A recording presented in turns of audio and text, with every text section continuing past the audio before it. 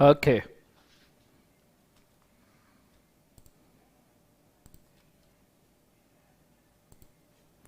Okay. Good afternoon, good morning, good evening everyone. This is Darshan Khare reporting live from Pune. और आज हम हैं question discussion of winding up chapter के ऊपर।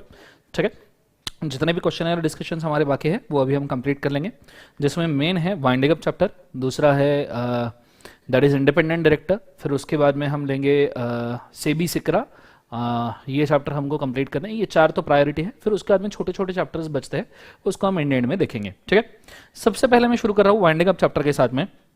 ठीक है, सेक्शन नंबर है 270 से लेकर सेक्शन नंबर 365 तक, और उसमें से हम शुरू कर रहे हैं क्वेश्चन नंबर 1 से। आप क्वेश्चन नंबर के हिसाब से जाइए, पेज नंबर के हिसाब से ना जाइए। अगर आप पेज नंबर के हिसाब से आते हो तो आपको कंफ्यूजन होगा। नॉर्मली मैंने सिर्फ क्वेश्चन नंबर के हिसाब से ही आपको समझाना है। ठीक है, ये चीज को याद रखना। पहला सवाल मैं पढ़ता हूं, आ जाइए बिना समय वेस्ट किए। Under what circumstances shall be deemed that an substratum of the company has gone? A company has ceased to carry on the two of the 10 business started as the main object of the company. Explain whether the company can wound up on a ground that substratum of the company is gone. Now सबसे पहला और अजीब सवाल है, what do you exactly mean by substratum? Substratum ये word का exactly meaning क्या है, ये सबसे पहले हमको यहां पे थोड़ा सा समझना जरूरी है। सबस्ट्रेटम अगर आप थोड़ा सा सोचो तो it is kind of in the sense of essence. ठीक है, इसेंस किसी भी चीज का सार, किसी भी चीज का इसेंस, उसको हम नॉर्मली कंसिडर कर सकते हैं सबस्ट्रेटम। तो उस चीज के लिए अब यहां पे आंसर दिया है कि सबस्ट्रेटम लॉर्म्स के लिए हमने क्या देखना चाहिए। ठीक है, मैं इसको पहले रीड करता हूं, फिर हम इसका थोड़ा बहुत एनालिसिस देखेंगे। ठीक है,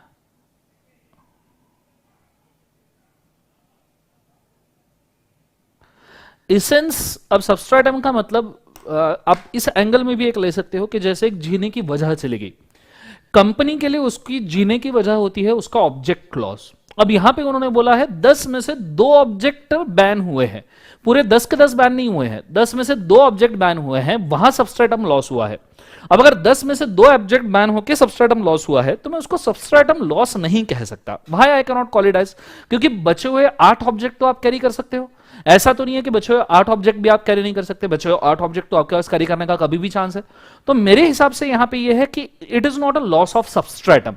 तो नीचे आंसर में क्या देखते हैं, पहले इसको समझते हैं। Determination of loss of substratum. पहले तो लॉस ऑफ सबस्ट्रेटम मतलब सच में जीने की वजह खत्म हुई है क्या? क्या 10 में से 2 बिजनेस बंद कर देना क्या ये जीने की वजह खत्म होने लायक है कंपनी के लिए? Loss of substratum of company which ceased to carry on only 2 business out of the 10 business, the substratum of the company cannot be said to have gone since there was other business authorized by the memorandum which can be carried out successfully. Therefore company cannot wound up on a ground that it ceased to carry on 2 of the 10 business authorized by memorandum. तो यहां loss of substratum तो है भी नहीं। अब देखो इसके अंदर 2 सवाल थे, 2 सवाल आपने समझना बहुत जरूरी है। इसमें 2 रीजन है वाइंडिंग अप के। पहला रीजन, क्या 2 आउट ऑफ 10 बिजनेस बंद होना, पहला सवाल तो यह है, 2 आउट ऑफ 10 बिजनेस बंद होना, 2 आउट ऑफ 10 बिजनेस बैन हो जाना, क्या इसको हम लॉस ऑफ सबस्ट्रेटम कह सकते हैं? क्या हम इसको लॉस ऑफ सबस्ट्रेटम कह सकते हैं? पहला सवाल ये। ठीक है, और दूसरा सवाल यह था, क्या लॉस ऑफ सबस्ट्रेटम अगर है, लॉस ऑफ सबस्ट्रेटम अगर है, तो क्या हम वाइंडिंग अप करना, loss of substratum is present, तो क्या वाइंडिंग अप कर सकते हैं? क्या हम वाइंडिंग अप कर सकते हैं? वेदर इट इज एक्सेप्टेबल, क्या लॉस ऑफ सबस्ट्रेटम में वाइंडिंग अप का रीजन हो सकता है? हमने वाइंडिंग अप के रीजन देखे हैं, reasons for winding up section number 271 में हमने अलग अलग रीजन देखे थे वाइंडिंग अप के, कि भैया there are numerous number of, NCLT ने ऑर्डर पास किया, फ्रॉड हुआ है प्रमोशन फॉर्मेशन ऑफ कंपनी में, इंडिया के इंटीग्रिटी सोवरेनिटी के खिलाफ वर्क करा, ऐसे 7-8 रीजन हमने देखे थे। और बेसिकली उसके अंदर कहीं ये नहीं लिखा था कि लॉस ऑफ सबस्ट्रेटम, में बहुत बेसिक करके ऐसा सिचुएशन क्रिएट नहीं किया था, बट फिर भी एक बार मैं आपको वाइंडिंग के उस सिचुएशन के ऊपर लेके जाना चाहूंगा। आ जाइए, खुल जा SIM SIM.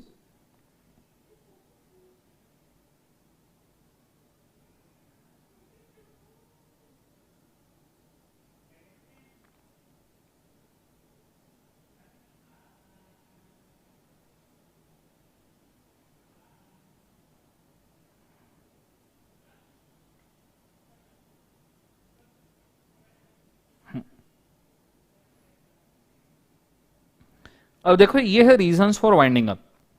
Special resolution member ने पास किया है यहां पे? नहीं। एक्टेड अगेंस्ट इंडिया है? नहीं। एनसीएलटी ने ऑर्डर किया है वाइंडिंग अप? एनसीएलटी का ओपिनियन है कि कोई फ्रॉड वगैरह हुआ है। Defaulting filing financial statement annual returns और एनसीएलटी सुमोटो। अब अगर आप देखो तो इसमें से कोई भी रीजन, बुकिश रीजन इसमें से ऐसा नहीं है जो ये कहता है कि यहां पे वाइंडिंग अप करना चाहिए। कोई भी बुक में ऐसा रीजन नहीं है कि ये वाइंडिंग अप करना चाहिए क्या। सो ये क्वेश्चन में जो दो सवाल है कि भैया पहला तो क्या दो में से दो 10 में से दो बिजनेस बंद करना क्या है लॉस ऑफ सबस्ट्रेटम है, तो I will say no, it is not a loss of substratum. ये नहीं है। दो बिजनेस 10 के 10 बंद करना might be a loss of business of loss of substratum हो सकता है। 10 के 10 जीने की वजह ही खत्म हो जाएगी अगर आपके 10 बिजनेस बंद हो जाएंगे तो, लेकिन दो बिजनेस 10 में से बंद करना is not a loss of substratum. दूसरी बात, क्या लॉस ऑफ सबस्ट्रेटम की वजह से वाइंडिंग अप करना जरूरी है? तो बेसिकली अगर आप मुझे पूछो लॉजिकली, मतलब ये एक्चुअली कहीं दिया नहीं है, पर अगर आप लॉजिकली मुझे पूछो तो इसके दो आंसर्स मैं आपको दे सकता हूं। मतलब लॉजिकली मेरे हिसाब से एक ही आंसर मैं आपको दे सकता हूं, दो भी नहीं, माय मिस्टेक। एक ही आंसर मैं आपको दे सकता हूं कि ये बुक के हिसाब से loss of substratum is not a reason for winding up. It is not a reason for winding up. Winding up में ये रीजन नॉर्मली कवर अप नहीं किया जाता, बट लॉजिक के हिसाब से अगर आपके 10 के 10 बिजनेस बंद हो गए, आपको बिजनेस नहीं करने दिया जा रहा, तो मेरे हिसाब से वाइंडिंग अप अलाउ करना चाहिए, ऐसा मुझे लगता है। अब बेसिकली अगर आप और बुक्स को डिटेल में देखोगे तो there are few things, might भी हमारी भी बुक में ये हो सकता है, देर आर फ्यू थिंग्स जो आपको ये इशारा करेंगे कि loss of substratum can lead two winding up. ये आपको इशारा कर सकते हैं कि loss of substratum may lead two winding up. Concept समझ में आ रहा है सबको? हाँ ना, ये चीज को आपने बड़े अच्छे तरीके से याद रखना। क्लियर है कंसेप्ट? तो आप चाहो तो इसको लिख के रख सकते हो, तो यही आपके काम में आएगा। गो फॉर इट फास्ट।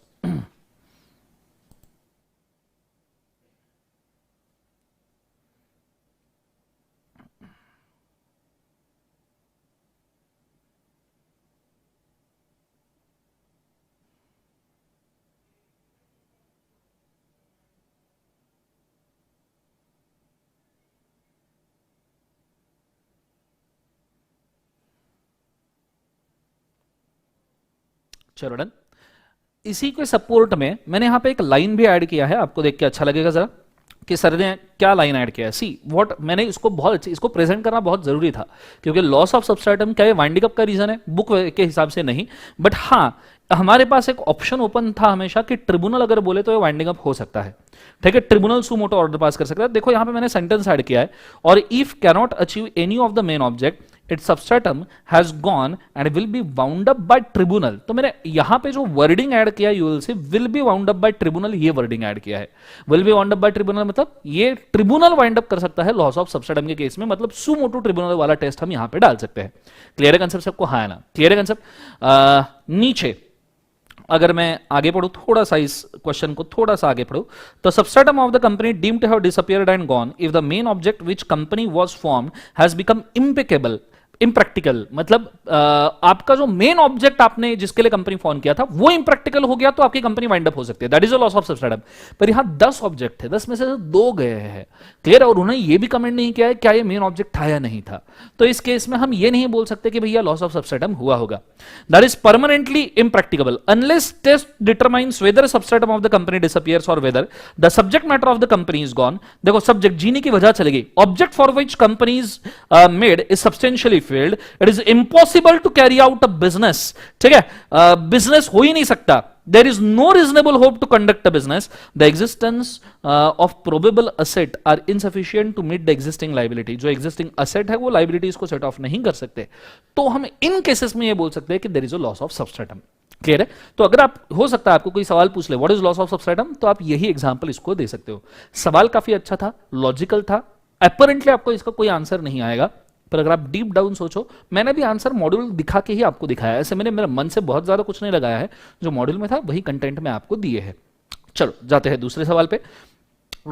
मे 14 का सवाल है, superb limited went for a public issue of equity share of rupees 10 crores of which of 10 each.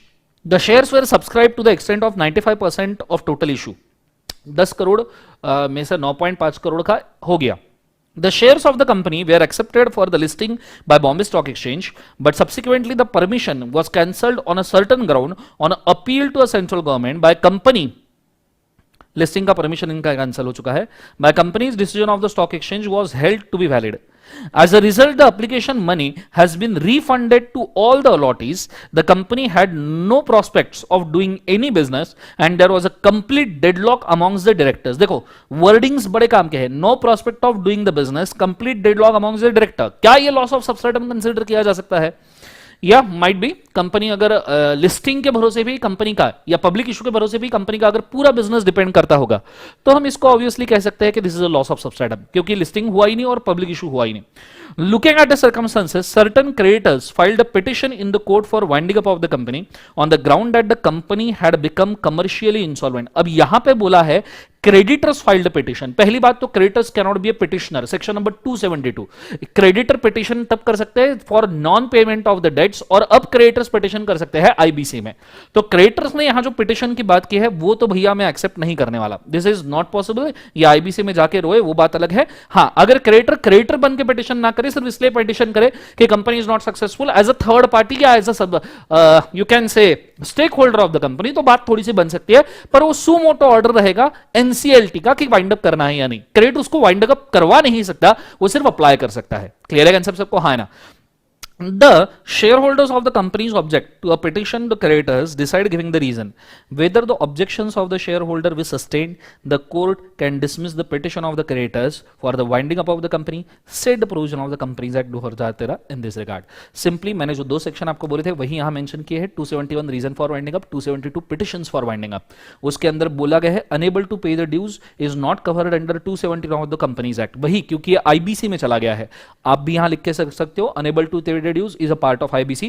However, commercial insolvency can be case of NCLT for the winding up. Commercial insolvency हो सकता है. 272 में commercial insolvency के लिए company and petition by creditor can be accepted on the commercial insolvency, but wording है can be accepted. मतलब creditor जानबूझ के वाइंड अप नहीं करवा सकते. क्रेडिटर को अगर कुछ करना ही है तो आईबीसी में जाकर करे. यहां मैंने जैसे बोला था creditor as a stakeholder apply करे, फिर पिटिशन अगर एनसीएलटी को सुनना है तो सुन सकते हैं. क्लियर है? I repeat, creditor wind up करवा नहीं सकते, वो सिर्फ अप्लाई कर सकते हैं. बाकी डिस्क्रिप्शन एनसीएलटी का ही यहां पे चलेगा. क्लियर है कंसेप्ट? नीचे in the given case discussed as follows. Superb Limited went on a public issue and subsequently it was required to refund. ये तो हमने ऑलरेडी पूरा केस का सर्कमस्टेंसेस पढ़ा है. These three circumstances may be constructed, point number D में आया हूं मैं straight away, can be constructed as commercial insolvency. ठीक है, ये कमर्शियल इंसॉल्वेंसी हमने अज्यूम किया है, इसको हम कमर्शियल इंसॉल्वेंसी बोल सकते हैं. प्रोवाइडेड एनसीएलटी में order the winding up of the company in case of commercial insolvency and after taking into consideration कि भैया liabilities वगैरह कितने हैं और क्या वो पे किए जा सकते हैं या नहीं किए जा सकते, ये यहां पे मेंशन किया करके रखा है. there are no chance for the sustainment of the shareholders objection. So share holders ने जो ऑब्जेक्शन उठाया वो सस्टेन नहीं हो सकता. ये Deccan farm and distilleries limited versus Vela Bhai Laxmidas बाला. अब ये मैंने ओरिजिनल लेक्चर्स के अंदर डिस्कस नहीं किया है कोई भी केस आप अगर देखो तो वाइंडिंग अप में, क्योंकि वाइंडिंग अप चैप्टर ही इतना बड़ा था कि अगर मैं इसमें केसेस वगैरह इन्वॉल्व करता 5 से 10 मार्क के लिए, अगर इतना बड़ा चैप्टर पढ़ने, इतने सारे सेक्शन पढ़ने, उसमें भी केसेस के साथ, तो हमारा जो ऑलरेडी 55 कंटेंट लेक्चर जो है 55 कंटेंट लेक्चर वो स्ट्रेच हो जाते थे. तो मैंने जहां जहां पे इंपॉर्टेंट केसेस मेरे को लगता है जो इंस्टीट्यूट ने दिया वो मैंने इस तरीके से मेंशन करके रखा है, आप उसको भी याद कर सकते हो. ठीक है,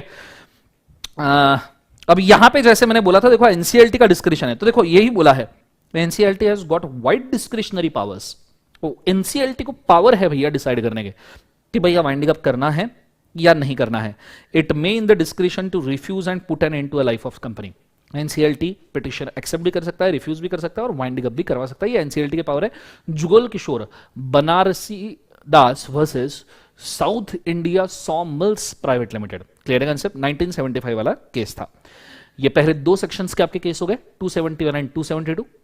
अब हम जाते हैं सेक्शन नंबर 273 पे, powers of tribunal, 274 statement of affairs and 279 stay of suits for the winding up वगैरह. ठीक है, थोड़ा सा मिक्स करके ले रहा हूं क्योंकि 275, 276, 277 दोज आर रिगार्डिंग लिक्विडेटर वाले एरिया, 275 अपॉइंटमेंट, 76 रिमूवल वगैरह. तो मैं यहाँ पे उस सेक्शन को ऐड कर रहा हूँ जो थोड़ा सा रिलेवेंट है. क्लियर है कंसेप्ट? इस चीज को याद रखना. मे 18 का सवाल है. अब देख सकते हो वाइंडिंग अप इतना बड़ा चैप्टर है but number of questions winding up के ऊपर बहुत कम है. हार्डली कुछ 13-14 क्वेश्चंस ही है वाइंडिंग अप के ऊपर, सॉरी 15-16-17 ही क्वेश्चंस है वाइंडिंग अप के ऊपर. आप देखोगे आपको समझ में आएगा. मतलब इतना चैप्टर इतने पुराने जमाने से चलते आ रहा है बट क्वेश्चंस ज्यादा नहीं है. दैट मीन्स इंस्टीट्यूट इसके ऊपर बहुत ज्यादा नहीं पूछता बट पढ़ा हुआ अच्छा है. LED Bulb Limited has made a default in filing a financial statement and annual returns for the continuous period. Question number 3. For a continuous period of 4 financial years ending on 31st March 2017, the registrar of companies having judicial jurisdiction approach to a central government to accord a sanction to present a petition to a tribunal for the winding up of the company on the above grounds 272 of the Companies Act. Annual accounts और financial statements 4 साल तक के file नहीं किए, हमें कम से कम 5 साल चाहिए। ठीक है, हमने अभी अभी रीजंस पढ़े 271 में, हमें 5 साल चाहिए। Examine the validity of ROC, relevant provision क्या आरओसी। पहला तो अब ये सवाल मेरे को ऐसा लगता है कि ये 271 और 272 का ही है, मतलब हालांकि मैंने लिखा है वहाँ 273, but still question I guess still remains with 271 and 272। Clear है। पहले तो आरओसी पिटिशन कर सकता है क्या, सबसे पहला सवाल ये है। यस कर सकता है। Non filing of financial statement annual returns for 5 years can give powers to ROC for filing a petition. तो आ जाइए, ठीक है।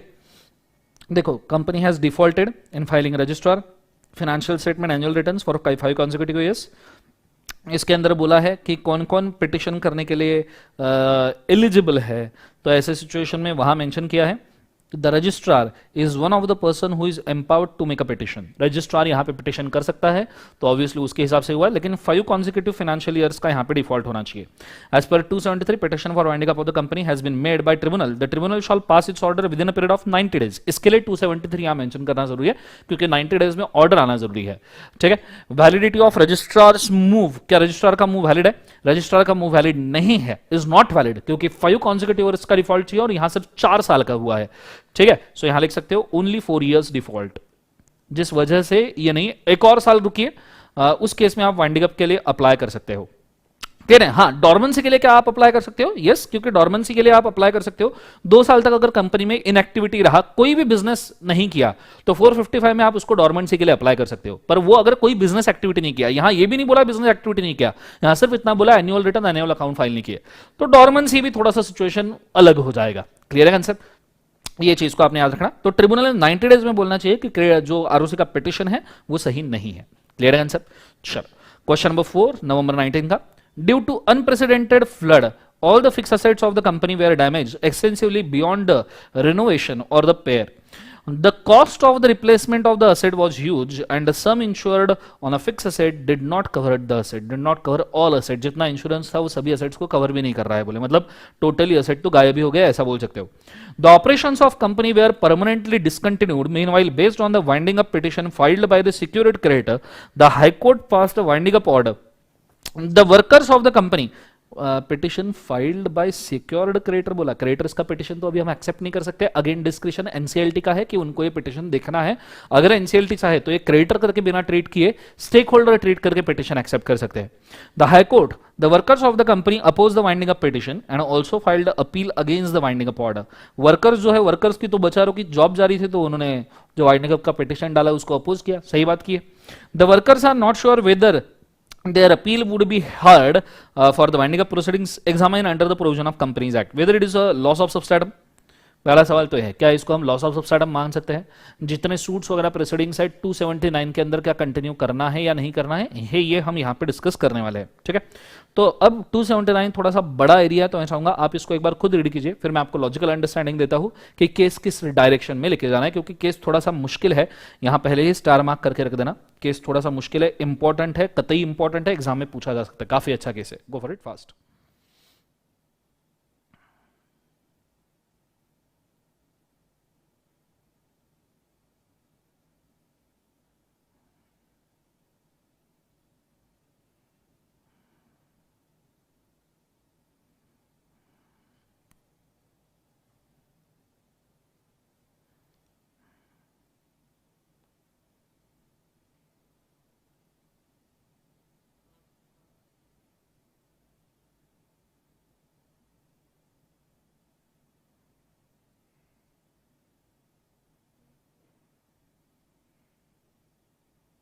Hello hello.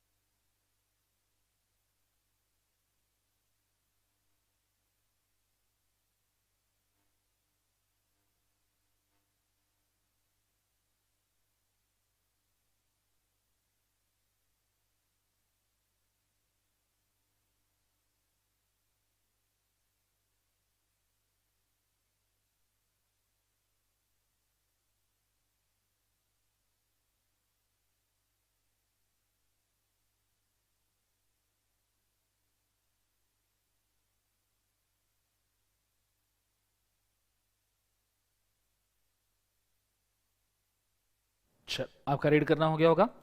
तो अब जरा मैं इसके डिस्कशन के ऊपर आता हूं, बड़े अच्छे तरीके से ध्यान देना मैं क्या कह रहा हूं। Red, first and foremost thing, workman ने पिटिशन किया है कि कंपनी का वाइंड अप नहीं होना चाहिए।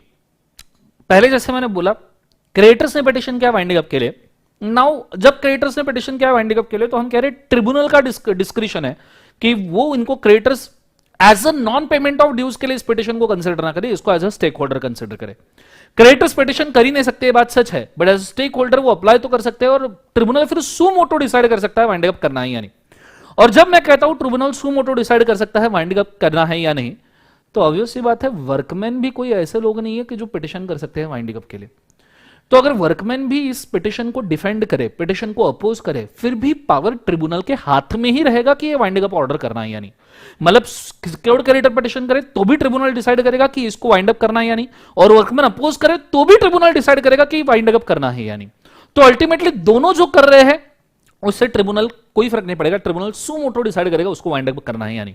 हाँ, इसमें पॉइंट सिर्फ एक रहेगा कि जब भी हम वाइंडिंग अप का पेमेंट करते हैं तो वर्कमैन का इंटरेस्ट सबसे पहले प्रोटेक्ट किया जाता है सिक्योर्ड क्रेडिटर के साथ। वो हम जरूर यहां पे मेंशन कर सकते हैं कि workman interest will be protected if the NCLT orders the winding up. तो उसी तरीके से मैंने नीचे आंसर दिया है, आप आंसर में देख सकते हो। As per the fact of the question, the high court is already pass the winding up order of the company, hence the workman can appeal against the winding up order. ठीक है, यहां high court ने already pass कर दिया। अब यहां पे high court actually नहीं होना चाहिए, हाई कोर्ट ये वाइंडिंग अप के लिए पहले हुआ करता था, इसलिए यहां पे हाई कोर्ट रखा है क्योंकि इंस्टीट्यूट ने भी खुद के इसमें हाई कोर्ट रखा है, लेकिन अपने हाई कोर्ट कभी मेंशन नहीं करना है, आपने हमेशा वर्ड का यूज करना है ट्रिब्यूनल, और ये ट्रिब्यूनल का ही डिस्क्रिप्शन है। तो चलो मैं बोलता हूं सुमोटो ट्रिब्यूनल ने यहां पे ऑर्डर कर दिया वाइंडिंग अप, सुमोटो डिस्क्रिप्शन में, क्योंकि उसके पास पावर है सुमोटो ऑर्डर करने का। सुमोटो ट्रिब्यूनल ने वाइंडिंग अप ऑर्डर कर दिया, पर वर्कमैन की अपील सुमोटो ट्रिब्यूनल हैंडल करे, मतलब ट्रिब्यूनल एक्सेप्ट करना चाहिए क्या? तो वर्कमैन ने तो अपील किया है, ठीक है, तो tribunal and subject to such terms and conditions, tribunal workman को ये लीव दे सकता है या नहीं दे सकता। यहां लीव का मतलब है ट्रिब्यूनल वर्कमैन को अपील का फैसिलिटी देगा या नहीं देगा, ये ट्रिब्यूनल के ऊपर डिपेंड है। क्लियर है कंसेप्ट सब है? पर हां, ट्रिब्यूनल ये मेंशन कर सकता है कि कुछ भी हो वर्कमैन का हम इंटरेस्ट प्रोटेक्ट करके रखेंगे, ये चीज बहुत जरूरी है। क्लियर है कंसेप्ट? ये चीज को आपने याद रखना, यही इसका आंसर है। ठीक है, next question number 5, explain the provision of the companies act 2013 relating to preparation and filing of statement of affairs in case of the winding up of the company by a court with regard to the following aspect, who is required to prepare and file statement of affairs, and whether the cost and expenses incurred in preparing statement of affairs are recoverable. पहली बात, पूरे company का management आता है liquidator के पास, तो यहां पे स्टेटमेंट ऑफ अफेयर हर एक चीज ये नॉर्मली लिक्विडेटर फाइल करता है, पर ये कौन से स्टेटमेंट ऑफ अफेयर्स बोल रहे हैं? क्या ये सेक्शन 274 के स्टेटमेंट ऑफ अफेयर्स बोल रहे हैं या ये बुक्स ऑफ अकाउंट्स बोल रहे हैं? तो इन्होंने स्पेसिफिकली वर्ड मेंशन किया है स्टेटमेंट ऑफ अफेयर्स ऐसे, तो मैं इसको 274 में ही घसीटूंगा, मैं इसको बुक्स ऑफ अकाउंट्स के सेंस में नहीं लूंगा। बुक्स ऑफ अकाउंट्स लिक्विडेटर बना के लिक्विडेटर मेंटेन करके ही फाइल करता है। इसके लिए हमने हमारे लेक्चर में देखा था कि लिक्विडेटर कितने टाइप की चीजें फाइल करता है, 4-5 टाइप की चीजें, 4-5 सेक्शन मैंने एक ही चार्ट में आपको मेंशन किए थे, वो यहां पे एप्लीकेबल नहीं है। यहां 274 लगेगा स्टेटमेंट ऑफ अफेयर। ये तब हम देते हैं जब एनसीएलटी आपको पूछता है वाइंडिंग अप करना है या नहीं करना है, कंपनी की हालत क्या है बताओ, तो ये बोर्ड ऑफ डायरेक्टर फाइल करते हैं नॉर्मली। ठीक है, तो आ जाइए, statement of affairs, cost and expense in procuring statement of affairs are recoverable obviously. उसके बाद में डिस्कस एज फॉलोज, ट्रिब्यूनल को अप्लाई किया, ट्रिब्यूनल में फर्दर अलाउ पीरियड कितने डेज का? 30 डेज का एक्सटेंडेड। नॉर्मली आपने स्टेटमेंट ऑफ अफेयर्स कितने दिनों में फाइल करनी चाहिए? 30 डेज में कंपनी ने, पर फर्दर 30 डेज आपको मिल सकते हैं। पिटिशनर को ट्रिब्यूनल डिपॉजिट मांग सकता है सिक्योरिटी का for the purpose statement of affair बनाने के एक्सपेंडिचर के लिए। कंसेप्ट समझ में आया? और स्टेटमेंट ऑफ अफेयर से ये प्रूव हो गया कि कंपनी काफी अच्छी हालत में चल रही है, तो सिक्योरिटी डिपॉजिट जब्त होगा और कंपनी को पैसा दिया जाएगा for creation of statement of affair. लेकिन उससे अगर ये प्रूव हुआ कंपनी वाइंड अप हो सकती है, तो फिर ये सिक्योरिटी डिपॉजिट वापस कर दिया जाएगा और कंपनी का ट्रिब्यूनल वाइंडिंग अप का ऑर्डर पास करेगा। क्लियर है सबको? हाँ ना, ये चीज को आपने अच्छे तरीके से याद रखना। अच्छा, अगले क्वेश्चन पे जाते हैं, question number 6, for knowledge reference explain, knowledge purpose के लिए मैंने देके रखा है ये, explain the provision of the companies act 2013 relating to preparement of statement of affair. Repeat question है, कितना डिले अलाउ किया जा सकता है? सिमिलर सवाल 274 का, आप चाहो तो एक बार इसको रीड कर सकते हो, फिर आगे बढ़ेंगे। गो फॉर इट फास्ट, क्योंकि सेकंड टाइम रिपीट हुआ, एक बार रीड कर लो, यही पढ़ाई हो जाएगी।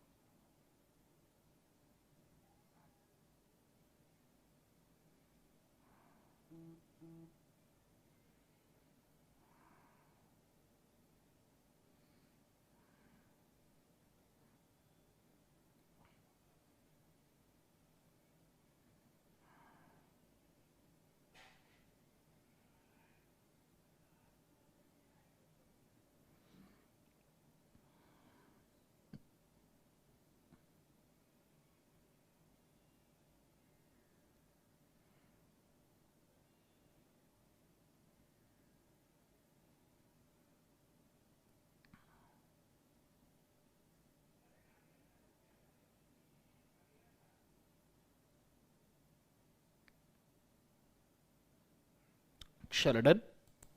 नेक्स्ट अगला सवाल है 285 के ऊपर, settlement of list of contributories के ऊपर। सीधा जंप है, बीच के सेक्शंस के ऊपर कोई सवाल नहीं है। तो अब यहां पे इन्होंने क्या पूछा है वो देखते हैं।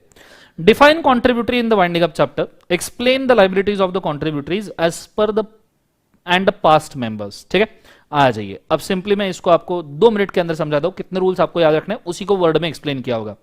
यहां पे सबसे पहला रूल आपको याद रखना है, member in last 1 year is contributory।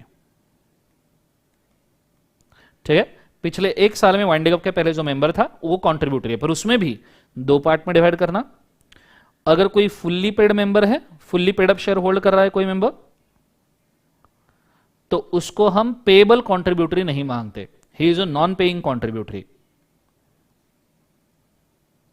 इसकी तरफ से कोई पेमेंट नहीं आएगा। पार्टली पेड शेयर का कोई है,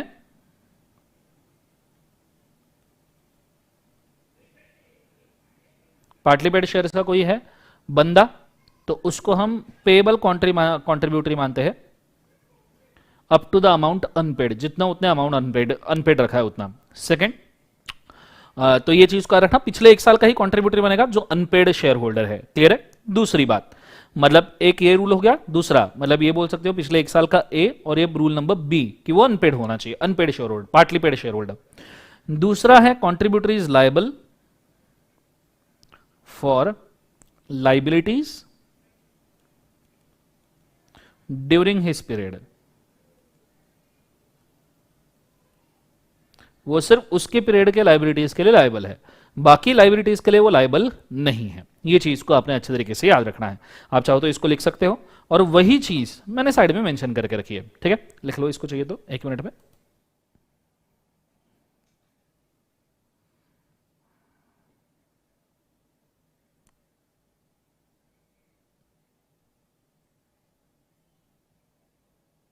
डन, ओके। अब देखिए साइड में मैंने वही चीज मेंशन की है, जिसका लिखना रहेगा वो पॉज करके भी लिख सकता है बेटा। नॉर्मली हम लिखने में ज्यादा समय देंगे क्योंकि बहुत सारे क्वेश्चंस डिस्कस कर रहे हैं। पहले तो मीनिंग ऑफ कॉन्ट्रीब्यूटरी क्या है, ठीक है, तो पहले मैं समझा दूं। Liable to contribute towards the assets of the company in the event of winding up, जो कंपनी के असेट्स में कॉन्ट्रीब्यूट करेगा वाइंडिंग अप के इवेंट में, वो कॉन्ट्रीब्यूटरी है। फुल्ली पेड शेयर वाला कोई पर्सन अगर है, उसे हम कॉन्ट्रीब्यूटरी बोल सकते हैं, but no liabilities regarding contribution, उसकी कॉन्ट्रीब्यूशन की तरफ कोई लाइबिलिटी नहीं है। 285 में settlement of list of contributories में मेंशन किया है क्या, a person who is a member shall not be liable to a contributory if cease to be a member in preceding 1 year और more before the commencement of winding up. पिछले 1 साल के पहले अगर वो cease to be a member है, he is not a contributory. Person who has been member shall not be liable to contributory in respect of any debt और liability of the company contracted after he cease to be a member. वो cease होने के बाद, वो membership, उसने पूरे share बेचने के बाद अगर कोई लाइबिलिटी है, उसके लिए वो लाइबल नहीं है। उसके पीरियड में, उसके ड्यूरेशन में जो लाइबिलिटी है, सिर्फ उसी के लिए वो लाइबल होगा। No person has been a member shall be liable to contribute unless appears to tribunal that present members are unable to satisfy the contribution required। मतलब प्रेजेंट मेंबर अगर unable to satisfy है dues, तो ही जाके हम contributories को call करेंगे। मतलब existing member देखेंगे, और फिर अगर किसी का अनपेड शेयर पिछले 1 साल में जिसने बेच दिए, हम उसको कॉल करेंगे। In the case of the company limited by share, no contribution shall be required from the person who has been a member exceeding the amount if any unpaid। उतने ही अमाउंट का कंट्रीब्यूशन, देखो क्या बोला है, in the case of company no contribution exceeding the amount if any unpaid on the share। Unpaid amount है जो share के ऊपर, उतना ही कंट्रीब्यूशन मांग सकते हो, उससे ज्यादा नहीं। In the case of company limited by guarantee company limited by guarantee है, तो जितना गारंटी दिया है उतने ही अमाउंट को आप पे करने के लिए लायबल हो। ये कॉन्ट्रीब्यूटी के कुछ रूल्स है। सो मैं ये एक और रूल ऐड कर दूं, अमाउंट ड्यू फॉर कंट्रीब्यूशन, ये भी आप लिख के रखिए साथ साथ में, is maximum up to unpaid share, unpaid amount on share और गारंटी। क्लियर है बच्चों सबको, ये चीज को याद रखना।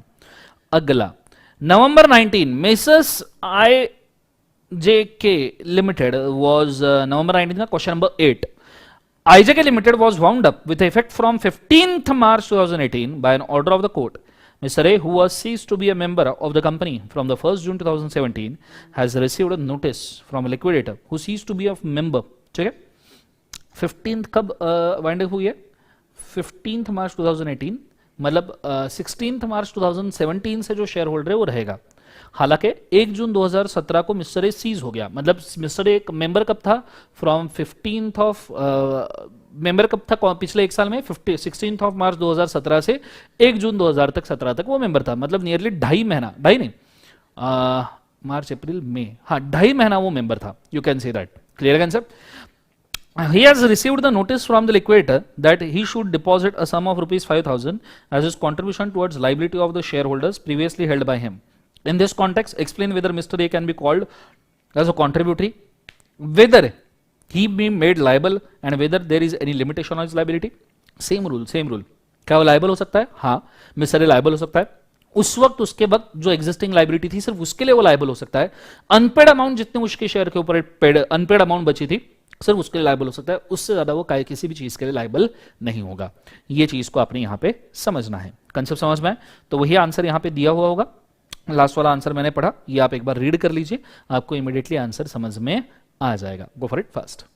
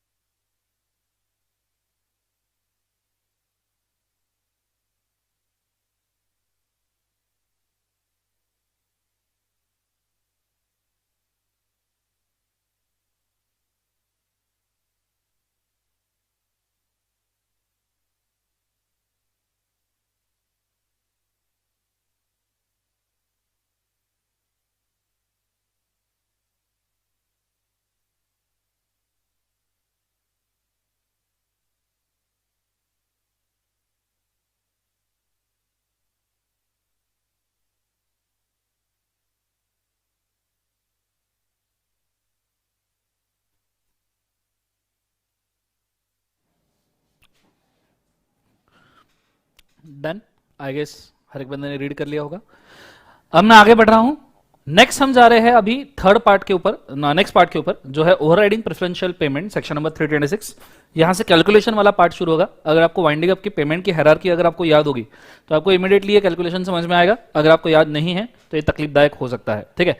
तो आप जाइए 326 327 जो मैंने आपको चार्ट बना के दिया था ऑलरेडी, एक बहुत अच्छा चार्ट मैंने बना के दिया था 326 27 का, तो प्लीज आप उसको एक बार देख लीजिए, then you will come to know कि करना क्या है, ठीक है। Let's go. First and foremost thing, आ जाइए, hold. So first and foremost thing आपने ये याद रखना है कि जो वाइंडिंग अप वाला सिचुएशन है उसमें ओवरराइडिंग प्रेफरेंशियल पेमेंट्स और सेक्शन 327 प्रेफरेंशियल पेमेंट्स, इनकी एक खास जगह है रिगार्डिंग प्रायोरिटी ऑफ पेमेंट्स में। प्रायोरिटी ऑफ पेमेंट अगर आपको याद होगा थोड़ा सा रिवाइज करवा दूं। सबसे पहले हम वर्कमैन ड्यूज और सिक्योर्ड क्रेडिटर को प्रोपोर्शनेटली पे करते हैं प्रायोरिटी 1 में 326 में। फिर उसके बाद हम वाइंडिंग अप एक्सपेंडिचर पे करते हैं, लिक्विडेशन एक्सपेंसेस। फिर हम जाते हैं प्रेफरेंशियल पेमेंट 327 में, जिसमें है सबसे पहले dues that is government dues, वो भी लास्ट 12 मंथ्स के बिलोंगिंग ड्यूज, असिस्ट वाले नहीं। फिर आते हैं एम्प्लॉय ड्यूज। एम्प्लॉय ड्यूज हम लेते हैं लास्ट 12 मंथ्स के, उसमें से भी 4 मंथ्स के यहाँ पे बचे हुए पूरे के पूरे नीचे अनसिक्योर्ड क्रेडिटर के अंदर जाते हैं। उसमें भी हम पर मंथ 4 मंथ्स का ड्यूज एक्सेप्ट करते हैं, वो भी पर एम्प्लॉय मैक्सिमम 20,000 रुपए तक के। ये भी चीज आपने देखी होगी। फिर हम लेते हैं थर्ड वाला that is statutory dues, PF, gratuity, ESI, bonus वगैरह, वो 100%। और फिर हम लेते हैं cost and expenses of investigation, clear है। फिर उसके बाद में आता है क्रेडिटर्स विद फ्लोटिंग चार्ज, फिर अनसिक्योर्ड क्रेडिटर्स, फिर आता है वो प्रेफरेंस शेयर्स, फिर आता है इक्विटी शेयर्स।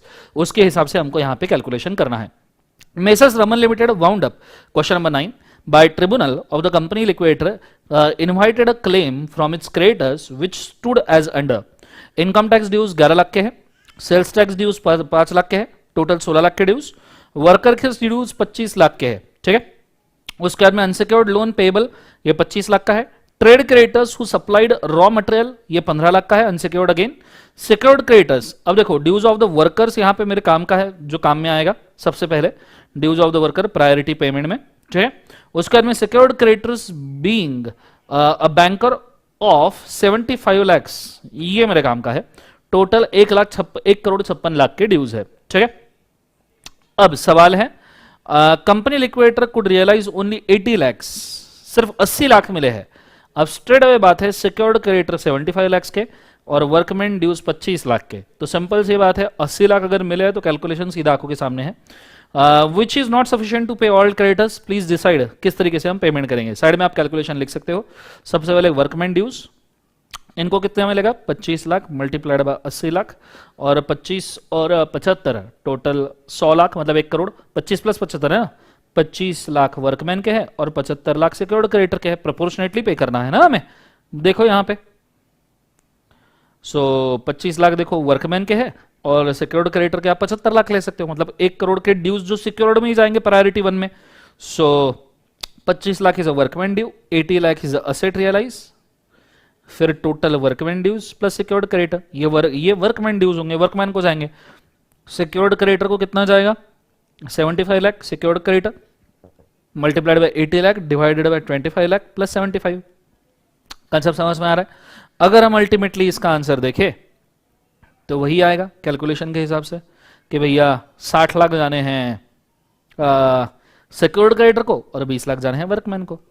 आपको सिर्फ इसको एक्सप्लेन करना पड़ेगा। 20 lakhs, ठीक है, workman shawl be paid 20 lakhs and secured creditor shawl be paid 60 lakhs। Game over, बचा हुआ कोई भी पेमेंट लिक्विडेटर का टैक्सेस वगैरह किसी को नहीं मिलेगा। तो ये आंसर आपको आना चाहिए। हाँ, प्रायोरिटी ऑफ पेमेंट पूरा लिखना पड़ेगा आपको, किसको कितना मिलने वाला है, जैसा मैंने आपको चार्ट में लिख के दिया था। चलो question number 10, explain the term overriding preferential payment under the companies act. Workman dues और सिक्योर्ड क्रेडिटर पूछा है उन्होंने। Official liquidator realized 100 lakh by selling a land, buildings वगैरह etcetera. The company owes 200 lakh to a bank. Bank has claimed that the amount realized by the sale of the land and the building must be paid full into a preference to a workman dues to extent of 50 lakhs. Workman dues 50 lakh के है, bank secured creditor मानी जा रही है, assume किया जा रहा है bank is a secured creditor, तो यहां लिख के रख सकते हो सिक्योर्ड क्रेडिटर, ये अज्यूम किया जा रहा है, अज्यूम, क्लियर है कंसेप्ट। तो अब किसको कितना मिलेगा, कंसेप्ट समझ में आ रहा है। 100 लाख मिले मतलब 1 करोड़ मिला है, 50 लाख वर्कमैन है, 200 लाख बैंक है। क्रॉस कैलकुलेशन तो कर सकते हो, स्ट्रेट अवे मैं ही करके दे दूँ।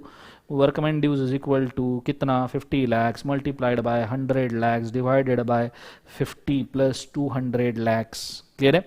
And secured creditor dues is 200 multiplied by 100 divided by 50 plus 200, जिसमें से 50 is a workman due, 100 is a asset realized, 50 is a workman due plus ये secured creditor asset realized workman due plus secured creditor। Clear concept?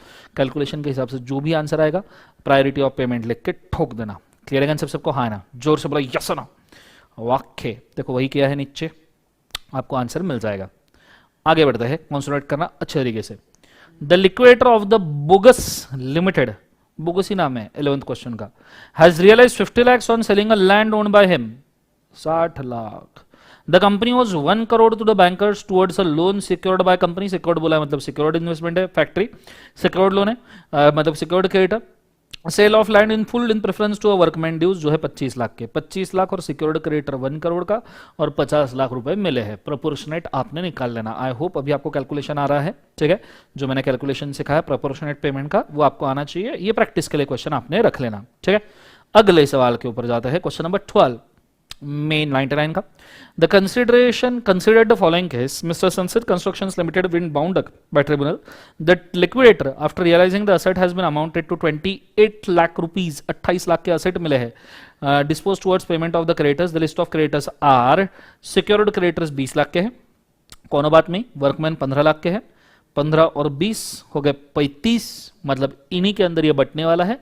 Cake कटेगा तो दोनों में ही बटेगा, सब में नहीं बटेगा, दोनों में बटेगा। 2 लाख के टैक्सेस वगैरह कोई लेन देन नहीं, अनसिक्योर्ड क्रेडिटर उनका तो सवाल ही पैदा नहीं होता।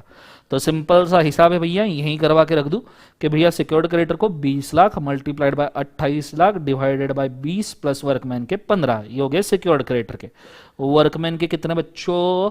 15 multiplied by 28 divided by 20 plus 15, ये हो गए वर्कमैन के। जो कैलकुलेशन आएगा प्रेफरेंशियल पेमेंट का मोड लिख के ठोक देने का। Clear concept? आंसर एक बार पढ़ लेना। अगला भी सवाल नियरली वैसा ही है, इसको लिख लीजिए होमवर्क के लिए, सेम ही आएगा उसके अंदर कि कितना पैसा किसको देना है देख लीजिएगा, क्योंकि बहुत सारे सवाल हमने सेम टाइप के देखे हैं तो उसके ऊपर और ज्यादा समय हम नहीं दे सकते। प्रेफरेंशियल पेमेंट 327 के ऊपर आए हैं, अब जरा ये ठीक है, आ जाइए। Examine the provision of the Companies Act and decide whether following debts of the company under winding up shall be preferential payment, shall be paid in priority to claims of unsecured creditor. Wages amounting to 30,000 rupee only for employee for a service rendered for a period of 8 months within preceding 12 months. 30,000 पर employ दे रहे हैं, तो ये 30,000 employees को नहीं जा सकते, maximum पर एम्प्लॉय अलाउड है 20,000 पर एम्प्लॉय, और ये भी वो 8 महीने के बोल रहे हैं, 8 महीने के 30,000, तो 4 महीने के तो भैया 15,000 ही आनी चाहिए। तो आंसर ट्रिकी है, मैक्सिमम 20,000 लोड है तो 4 महीने के 15,000 हम ले सकते हैं अज्यूम करके। अभी अज्यूमशन बेस रहेगा कि भैया 4 मंथ्स के, you can also assume that 4 months के हम 15,000 लेंगे, या आप ये भी अज्यूम कर सकते हो दूसरा कि मैक्सिमम 20,000 अलाउड है तो हम 20,000 ही ले रहे हैं। Rupees 1 lakh due to employ from provident fund, ये तो भैया 100% लेना चाहिए, कोई दिक्कत नहीं। एंड 50,000 फ्रॉम ग्रेचुटी, बिल्कुल। 20,000 payable to company on account of the expenses incurred in respect of investigation under 2 और 3, ये सब प्रोपोर्शनेट पे होगा, सब प्रोपोर्शनेट पे होगा। क्लियर है? ये चीज को आपने याद रखना। तो 1 लाख और 1,50,000, मतलब इसके हिसाब से अगर हम बोले तो कैलकुलेशन देखो क्या आना चाहिए, यहां मैंने कैलकुलेशन भी दिया होगा, जस्ट लेट्स सी दिस, ना दिया है का कैलकुलेशन, तो यहां सिंपली बोला है, कैलकुलेशन तो नहीं दिया, प्रोविजन बोले, कैलकुलेशन में करके दूंगा। 4 मंथ्स के ड्यूज करना है एम्प्लॉइज को, not exceed the amount as may be notified, कितना अमाउंट है 20,000 का। whole of the wages 30,000, the amount wage for whole of the wages for 30,000 shall not amount to preferential payment, wages for 4 months within 12 months shall be amount of preferential payment, जो मैं 15,000 assume कर रहा हूं यहाँ पे। कई बार incremental salary भी होती है ना बच्चों, तो 15,000 अज्यूम करना जरूरी है, असम्पशन लिखना जरूरी है। 1 लाख के ड्यूज पूरे आ जाएंगे, 50,000 के ड्यूज पूरे आ जाएंगे, एक्सपेंसेस ऑफ इन्वेस्टिगेशन 20,000 के पूरे आ जाएंगे। मतलब टोटली अभी मेरे को कितना देना है, तो 15,000 ये अज्यूम किया हुआ सैलरी, दूसरा 1 लाख प्लस 0.5 लाख, क्लियर है, और तीसरा वाला 20,000, ठीक है। और उन्होंने कुछ बोला है कि असेट कितनी बची है, नहीं, तो इन तीनों को प्रोपोर्शनेटली बांट दो, वॉट एवर में be the asset distribute proportionately.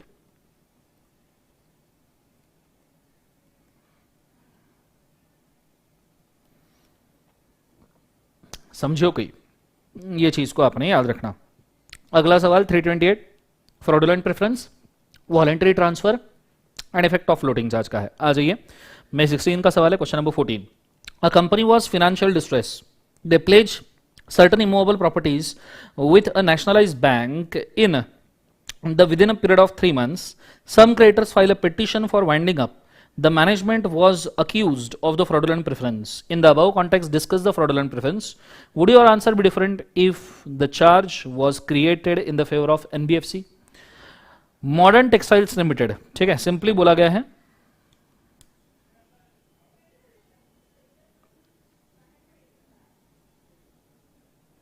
some creditors filed a petition for winding up. The management was accused for fraudulent preference. Management को fraudulent preference accuse किया था. Whether above context is discussed as fraudulent preference. रुको, they place certain immovable properties with a nationalized bank in the belief that the loan limit would be increased. कुछ property please की है loan limit increase करने के लिए, क्या इसको fraudulent preference कहा जाएगा? मेरे हिसाब से तो नहीं, क्योंकि बैंक लोन लिमिट ही इंक्रीज करवा रहा है, तो कुछ गलत नहीं कर रहा है। ऐसा कोई भी dominant motive to give priority motive देने का यहाँ पे कोई सीन नहीं बन रहा है, तो मेरे हिसाब से तो भी फिलहाल फ्रॉडुलेंट प्रेफरेंस नहीं है। दूसरा सवाल वही दिया है, modern textiles limited incurred huge losses during the last 3 years, जो भी है। The company created a legal mortgage of its immobile property in the favor of the bank on 1st September 2017 in the hope that keeping good faith with the bank it could get further advance from the bank. Bank को further advance लेने के लिए इन्होंने mortgage किया है, floating charge का सवाल नहीं है, mortgage किया है। On 15th January, some of the creditors filed a petition for winding up on 15th January 2018. तो क्या है, fraudulent preference में आएगा? मेरे हिसाब से दोनों fraudulent preference में नहीं आएगा। fraudulent preference के लिए क्या जरूरी है? Dominant motive to give some specific creditor an unfair advantage, जो मुझे दोनों केसेस में यहाँ पे ऑब्जर्व नहीं हो रहा। fraudulent preference पिछले 6 महीने में ही हो सकता है। यहाँ पे जैसे सेकंड केस में डेट दी है 1 सितंबर 2017 को मॉर्गेज किया है और 15 जनवरी 2018 को हुआ है, तो ये पिछले 6 महीने में तो है, पर dominant motive to give preference नहीं है। क्लियर है? तो हम इसको फ्रॉडुलेंट प्रेफरेंस नहीं मान सकते। आप इसका एक बार आंसर पढ़िए, मन से पढ़िए, काफी काम की चीज है। Go for it fast.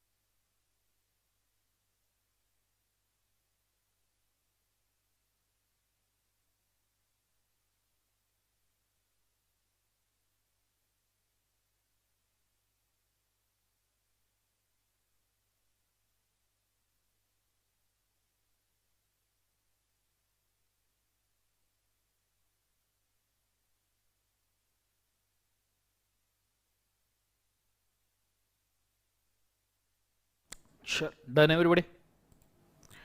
आगे सवाल पढ़ लिया होगा, अगले सवाल पे आते हैं। Question number 15। Infotech over trading limited was order a winding up of a company compulsorily on a petition filed on 15th October 2017. The official liquidator has taken control for the assets and recorded as follows. The managing director of the company sold certain properties belonging to company. Managing director ने कुछ properties sold कर दी. Certain properties belonging to company तो private company in which his son was interested causing a loss to the company to the extent of rupees 50 lakhs. The sale took place on 10th May 2017. 10 मई 2017 को cell हुआ है. 15 अक्टूबर 2017 का petition है. क्या पिछले 6 महीने में है? यस. क्या फ्रॉडुलेंट प्रेफरेंस है? Yes. This is a fraudulent preference. ये पकड़ा जाएगा. FP, this is FP, surely पकड़ा जाएगा. The company created a floating charge on 1st January 2017 in the favor of the private bank for the overdraft facility to the extent of 5 crore. Floating charge create किया. Floating charge वाला सवाल है. By hypothecation, the current asset, stocks and books, debts, etc. 1 जनवरी को floating charge create किया है. What action the official can make? For overdraft facility extent of 5 crore by hypothecation. अब सवाल है इसमें कैश मिला क्या? कैश लोन मिला क्या? तो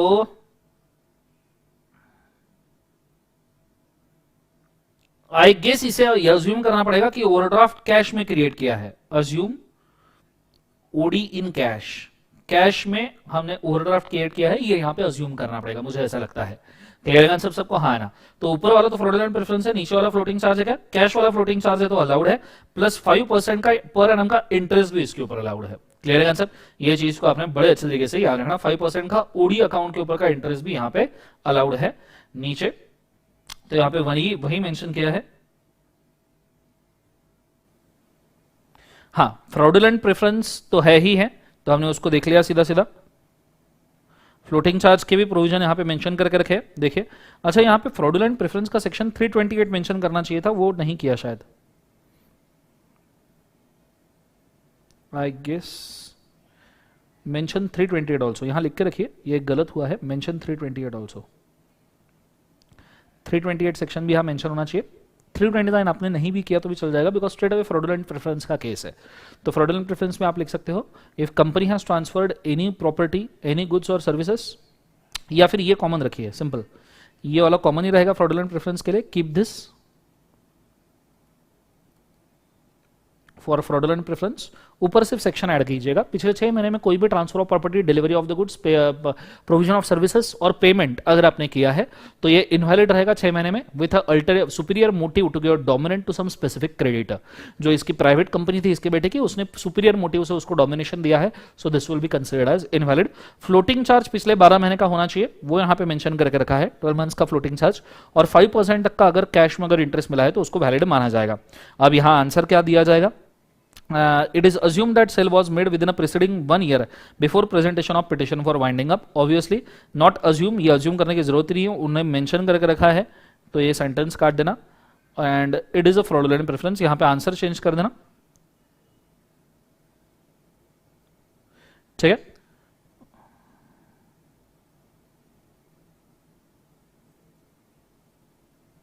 अब 15 अक्टूबर को वाइंडिंग अप है, तो पिटिशन ऑब्वियसली उसके पहले ही आया होगा. तो यहां मेंशन करके रखा है, sale is void since the transaction is not enter ordinary course of business. ठीक है. एंड इट इज, यहां ऐड करो, and it is fraudulent preference under section 328. ये आपने यहां पे लिखना है. ठीक है, कि ये फ्रॉडुलेंट प्रेफरेंस भी है. रिगार्डिंग ओडी वाला, ठीक है, तो फ्लोटिंग चार्ज क्रिएट किया है पिछले 12 महीने में 5 करोड़ का, तो वहीं उन्होंने मेंशन करके रखा है shall be valid. However, the whole amount of overdraft facility is not utilized by company. The floating charge shall be invalid, only valid up to the amount actually advanced by bank. अगर पूरा OD आपने utilise नहीं किया है तो जितना bank ने amount दिया है उसके साथ प्लस 5% के लिए ये फ्लोटिंग चार्ज वैलिड रहेगा.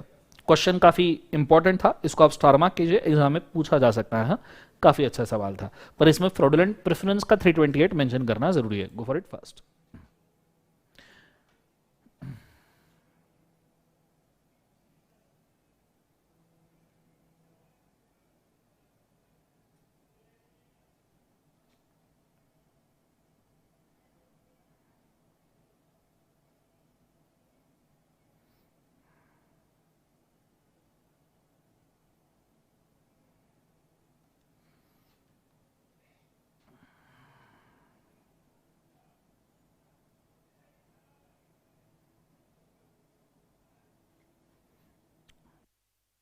Done.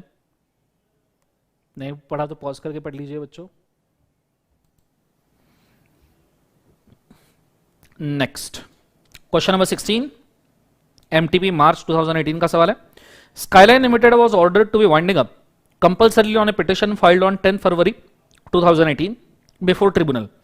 The official liquidator who has taken a control for the assets or the other records of the company has noticed that managing director of company has transferred certain properties belonging to a company to one of its creditors, Vansh Limited, in which his son was interested. This caused a huge monetary losses to the company. The sale took on 15th of September 2017. 15 सितंबर को cell हुआ है, 10 फरवरी 2018 को winding up हुआ है। तो क्या 6 महीने के पीरियड में है? हाँ। क्या फ्रॉडुलेंट प्रेफरेंस है? हाँ। अब यहां पे वॉलंटरी ट्रांसफर का अगेन सेक्शन मेंशन करके रखा है, determination of right and liabilities of fraudulent preference, क्योंकि सवाल पूछा उन्होंने होगा, क्या सवाल पूछा है? Determine rights and liabilities of the fraudulently preferred person. Rights और लायबिलिटीज पूछे, इसलिए 331 मेंशन करना जरूरी है, क्योंकि इसी के अंदर राइट्स और लायबिलिटीज डिस्कस किए गए हैं। क्लियर है आंसर? तो क्या ये फ्रॉडुलेंट प्रेफरेंस है? हाँ। इसके पहले थोड़ी सी मेहनत अपने को करनी पड़ेगी। Mention section 328, mention section 328 fraudulent preference का, and also prove its fraudulent preference। ये थोड़ा सा अपने को यहाँ पे टेक्स्ट ऐड करना पड़ेगा, यहाँ मेंशन करना पड़ेगा 328 कि any transfer of property, delivery of the goods, provision of services in last 6 months before the winding up will be invalid if dominant motive to prefer specific creditor. तो यहाँ पे हमको ये मेंशन करना पड़ेगा। क्लियर है आंसर? चलो अगला फिर 337 से 343 डिलीट है, सबको पता है। Information as to pending liquidation, ठीक है। Question 17, JKL company limited was gone into winding up. The winding up proceedings have already commenced, but the winding up could not be completed within a period of 2 years. 2 साल में winding up खत्म नहीं हुआ। Referring to a provision of the Companies Act 2013, answer the following. As the company is liquidator of the company, what duties you are required to perform in relation to filing of the statement? ठीक है, कौन सी duty है statement file करने के लिए? What would be your answer in the case company questions the government is a government company? What consequences follow in the case company's liquidation does not comply with the legal requirement in relation to that? अब section है 348 which are regarding filing of the statement. Her winding up का year complete होने के बाद 2 महीने के अंदर आपको स्टेटमेंट फाइल करना पड़ता है कि वाइंडिंग अप किस तरीके से चल रहा है। यहां पे मेंशन किया है, so within 1 year after its commencement the company liquidator shall within a 2 months of the expiry of such a year thereafter every year, हर साल बाद, मतलब 5 साल तक वाइंडिंग अप चला, हर साल बाद 2 महीने के अंदर आपने ये स्टेटमेंट फाइल करना है। Statement shall be with respect to the proceedings and position of the liquidation. This statement shall be duly audited, ये स्टेटमेंट ड्यूली ऑडिट करना चाहिए। A copy shall simultaneously be filed with the registrar and shall be kept along with other records of the company. Duties in the case of government company in the liquidation, the company liquidator shall forward a copy thereof to the central government. Central government को government company के case में liquidation को copy file करना है, state government को देना है अगर स्टेट गवर्नमेंट मेंबर है तो, सेंट्रल गवर्नमेंट और स्टेट गवर्नमेंट दोनों को देना है अगर दोनों मेंबर है तो। Consequence legal requirement if not complied, तो कॉन्सिक्वेंस क्या है? तो सिंपली बोला गया है 5000 पर डे का लिक्विडेटर को फाइन लगेगा। कंपनी लिक्विडेटर विलफुल डिफॉल्ट किया है तो ऐसे सिचुएशन में for causing a statement referred to in the section audited liable for the punishment for imprisonment which may extend to 6 months and a fine which may extend to 1 lakh rupees or both। अगर आपने audited statements वगैरह को properly filing नहीं किया है तो ये आपको पेनल्टी लगेगा। 18 नवंबर 16 का सवाल है, आ जाइए। Winding up proceeding has been commenced by the court against a lucky limited, a non government company, even after completion of 1 year from the date of the commencement of winding up proceeding, it has not been possible to conclude the same. The liquidator in the opinion that the statement with respect to the pending liquidation is to be filed only with the tribunal and the registrar. Analyzing the provisions of the Companies Act, state whether the contention of liquidator is right. Registrar और liquidator NCLT के साथ ही file करना जरूरी है या government CGO वगैरह के साथ? तो भैया गवर्नमेंट कंपनी है तो एनसीएलटी भी चलेगा, आरओसी भी चलेगा। What would be answer in case lucky limited is government company? देखो मतलब क्वेश्चन 1 का आंसर क्वेश्चन 2 में ही दे दिया। एनालाइज कि भैया सिर्फ लिक्विडेटर ने जो एनसीएलटी और आरओसी को दिया वही सही है क्या, और आपका आंसर चेंज होगा क्या अगर ये गवर्नमेंट कंपनी है तो? मतलब पहले का आंसर ऑब्वियसली हाँ है, तो दूसरे का आंसर गवर्नमेंट कंपनी में सीजी और एसजी को फाइल करना है। If liquidator has contravened any provision of companies act, state the penalties. Penalties mention करके रखो, ये यहाँ पे मेंशन किया है। तो देखो ट्रिब्यूनल और रजिस्ट्रार को नॉन गवर्नमेंट कंपनीज के केस में आपने फाइल करना चाहिए, गवर्नमेंट कंपनीज में tribunal, registrar, state government, central government या दोनों को देखो, फिर एक तो सीजी मेंबर का सीजी, एसजीओ का तो एसजी, एसजी सीजीओ का तो दोनों को फाइल करो, ये बोला है। नहीं किया है तो 5000 रुपीज़ पर डे का फाइन है। ऑडिटेड स्टेटमेंट फाइल नहीं किए तो भैया 5000 पर डे और 6 महीने से लेकर 1 साल तक की 1 लाख 6 महीने तक की सजा 1 लाख तक का फाइन, ये चीज़ बोली है। खत्म हो गया, तो यहाँ पे आपका चैप्टर खत्म होता है बाइंडिंग अप। अगला चैप्टर अपलोड हो जाएगा नियरली, अगला चैप्टर में मैनेजरल रेम्युनरेशन लूंगा, मैनेजरल रेम्युनरेशन के बाद इंडिपेंडेंट डायरेक्टर शायद, फिर उसके बाद में हम सेबी और सिकरा लेंगे। क्लियर है, ये हमारे मेन कंटेंट जो हम फिनिश करेंगे, ठीक है, जो अपलोड हो जाएंगे अगले 2-4 दिन के अंदर ही, ठीक है, ये चीज़ को आपने याद रखना। चलो तो अभी के लिए काफ़ी करते हैं। Solve for today, have a nice day, good day, God bless you, take care बच्चों।